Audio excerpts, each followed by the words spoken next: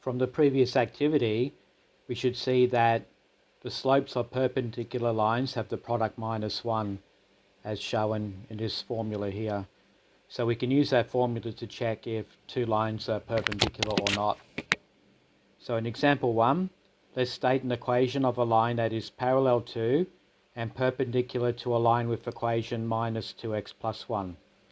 So in part A, examples of parallel lines, notice that any line that has slope -2 will be parallel to the given line. So y equals -2x plus 3, y equals -2x minus 4, etc. So anything like those can be parallel to the given line. Examples of perpendicular lines.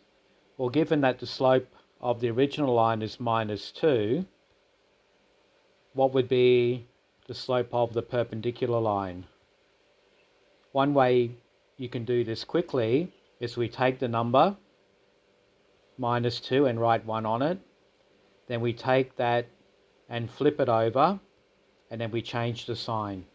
So if the given sign is negative, the perpendicular line will change sign to be positive, and we flip top to bottom.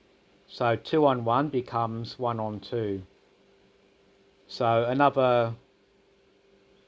one equation could be then a half x plus 3, anything with a half slope. Half x minus 1, like that. So any of these lines are going to be perpendicular to the given line y equals -2x plus 1. Okay, example 2. State the gradient of a line which is parallel to, perpendicular to AB, where A is -2, 4 and B is 5, 8. So we're given 2 points. What we're going to need to do is find the slope. So the slope of AB, and remember the formula, y2 minus y1, x2 minus x1. That's the formula for a slope. Label these as you want, x1, y1, x2, y2 here. So y2 minus y1, that would be 8 minus 4 on 5 minus -2. 8 minus 4 is 4, 5 plus 2 is 6. Okay, 7 actually, isn't it?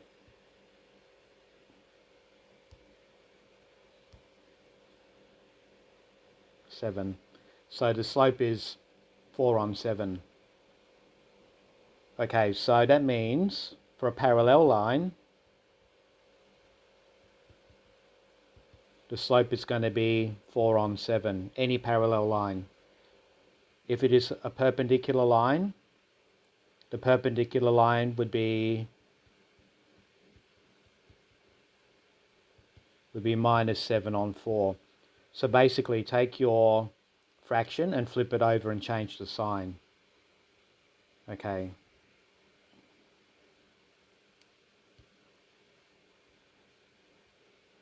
Let's look at example 3. So we want to find the equation of a line through the point -2, 5, which is perpendicular to a line with gradient 3. Okay, so this line, whatever it is, has a gradient 3. Okay, but the line we want is perpendicular to this one. So if this is 3, the perpendicular slope will be -1/3. Okay, and this is given as the point x1, y1. So the equation we want, y minus y1 equals mx minus x1, y minus 5 equals m, which is -1/3, x minus -2, which is x plus 2. So y equals -1/3 x minus 2 on 3 plus 5. So let's get that constant as one number. So y is minus 1/3 x minus 2 on 3 plus 15 on 3, because 15 on 3 is 5. And now we have a common denominator, so we can add those two numbers. Minus 1/3 x minus 2 plus 15 on 3. So y is minus 1/3 x plus 13 on 3. We'll leave it like that for now. So that would be the required equation there. Example 4. Find the equation of a line that is perpendicular to this line and passes through the point minus 1, 4. So call that x1, y1, because we'll use that later. So what is the slope of this line? We need to rearrange this equation. 3y equals minus 2x plus 4.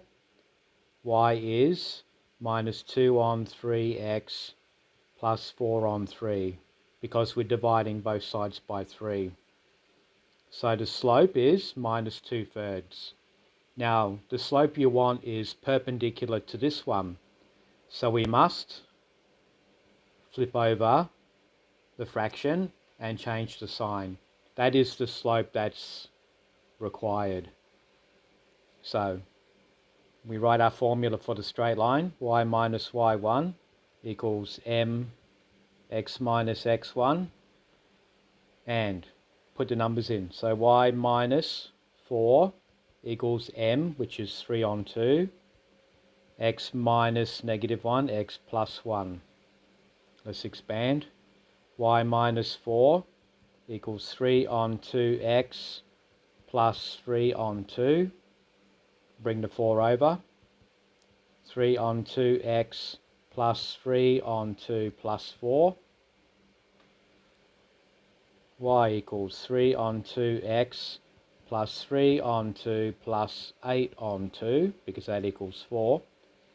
And add those two numbers. So y equals 3 on 2x plus 11 on 2. Okay, we can leave it like that, but one thing you can do is put it in a general form.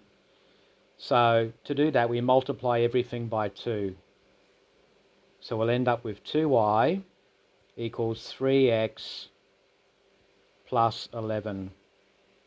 And we put them all on the same side with x first. So that would be 3x minus 2y plus 11 equals 0. So that's another way to write the equation of the straight line. Either one is okay, depending on what you're trying to do.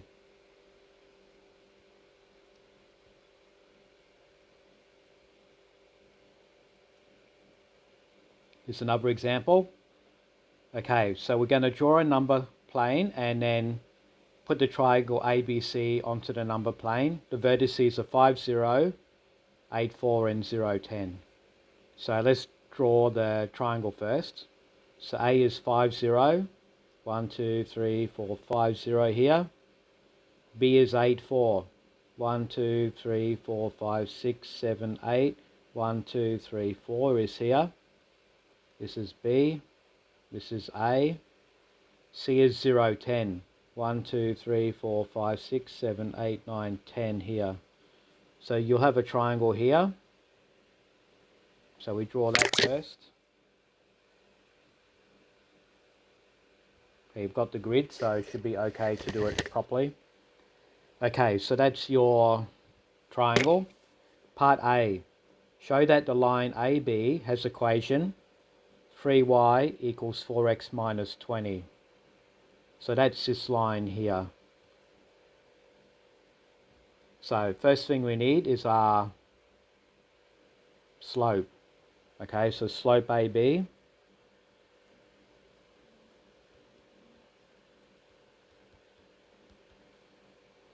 Okay, so look at your slope. Look at your diagram.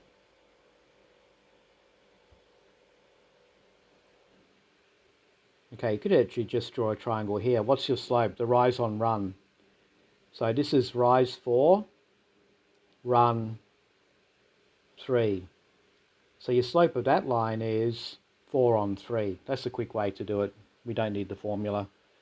So M is 4 on 3. Now we choose one point. For example, B is 8, 4. And we put into our formula y minus y1 equals m x minus x1. So put those in. Y minus 4 equals the slope, which is 4 on 3, x minus x1, which is 8. You could have used point A as well. Okay, so let's expand. Y minus 4 equals 4 on 3x minus 4/8 of 32 on 3. So we'll bring the 4 across. 3x minus 32 on 3 plus 4. At this point I would multiply by 3 and then cancel out these two denominators here. So 3 times y, 3y equals 4x minus 32, 3/4 are 12. So 3y equals 4x minus 20, isn't it?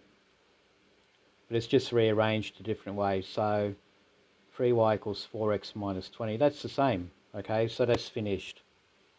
So that shows that that equation is 3y equals 4x minus 20. That's what's required for A. Okay, part B. So this is A. Part B we'll do here. Show that the gradient of BC is minus 3 on 4. So BC is this line. C was the point 0, 10. Okay, so slope is y2 minus y1, x2 minus x1. So your slope would be 10 minus 4 on 0 minus 8. 10 minus 4 is 6, minus 8. Divide by 2, you'll get 3 on 4. So minus 3 on 4, which is the slope in the question here. So you just use this slope formula to answer B. Let's clean up the board a bit.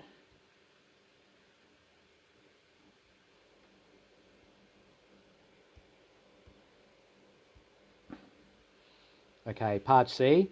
Hence, show that AB and BC are perpendicular. So what's the slope of AB? That was 4 on 3. The slope of BC is given here, which is minus 3 on 4. Now for these lines to be perpendicular, the product should equal minus 1.